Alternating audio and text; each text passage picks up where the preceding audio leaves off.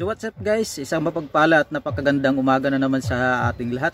So yan, kung bago ka pa lang sa aking YouTube channel, huwag mong kalimutan i-like and subscribe para updated ka lagi sa aking mga video na ina-upload. So ngayon guys, ay may explain ako sa inyo about sa dalawang ano na to, dalawang yung pure alcohol at saka yung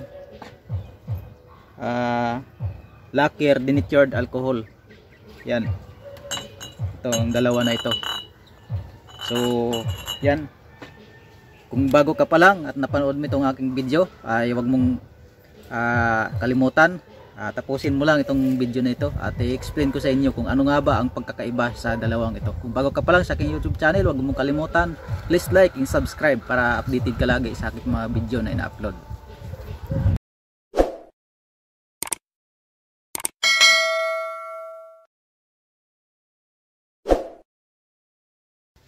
So ngayon guys, ay pag-usapan natin kung ano nga ba ang pagkakaiba nitong dalawa na ito. Yung pure denatured alcohol at saka yung lacquer denatured alcohol. Yan guys. So ang pagkakaiba nitong dalawa na ito guys, ay itong lacquer denatured alcohol, pagdating ng taglamig, mahina siyang gumana. Yan guys, para siyang mantika. Parang ano siya, tulog pag taglamig. Hindi siya gaanong gumagana o kumakarga. Mahina siya pag taglamig. So dito naman tayo sa pure denatured alcohol. Ayan guys, itong pure denatured alcohol, ang pagkakaiba naman nito, pagdating sa taglamig o sa tag-init, ay parehas lang silang parehas siya. So mapataglamig man o sa tag-init, lalo na sa tag-init, malakas talaga siyang gumana. Hindi katulad nitong lacquer denatured alcohol na mahina siya gumana. So yun ang pagkakaiba nilang dalawa guys, sa denatured pure denatured alcohol at saka yung itong lacquer denatured alcohol. So yun ang pagkakaiba ng dalawa na ito. So yan guys, mahina siyang pumutok pagka taglamig itong lacquer. Itong lacquer na to, denatured alcohol.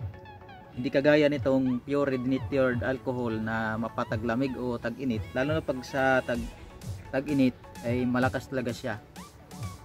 Talagang maasahan mo talaga siya, hindi siya nagpapalya. So yun ang natutunan ko sa dalawang ito guys, sa dalawang ito na yung pure denatured alcohol at yung lacquer denatured alcohol. So yan guys, at sana meron kayong natutunan sa dalawang ito, sa pure denatured alcohol at saka yung lacquer denatured alcohol, sa dalawang yan. So meron ako napanood na video na itong lacquer denatured alcohol daw ay maganda daw gamitin sa mapataglamig daw o tag-init. Pagdating daw sa tag-init, maganda din daw. Hindi daw gaano siyang gumagana pagdating sa tag-init, pero pag taglamig daw ay maganda daw gamitin. So ako na mismo nagsasabi sa inyo guys, na kasi ako napatunayan ko talaga siya na pangit talaga siyang gamitin, itong lacquer denatured alcohol pagdating sa taglamig. So sa tag-init lang siya magandang gamitin kasi hindi siya nagpapalya pag tag-init. Hindi kagaya nitong pure denatured alcohol na mapataglamig o tag-init, lalo na sa tag-init, talagang malakas siya. Talagang hindi talaga siya papalya. So yan guys, sana meron kayong natutunan sa video ito. At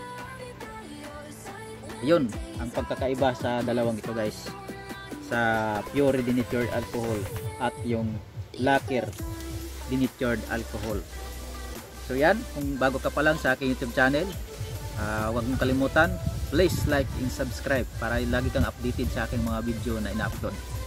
So yan, sa aking mga subscribers dyan, sa aking 62 na subscribers, maraming salamat sa inyong pag-subscribe at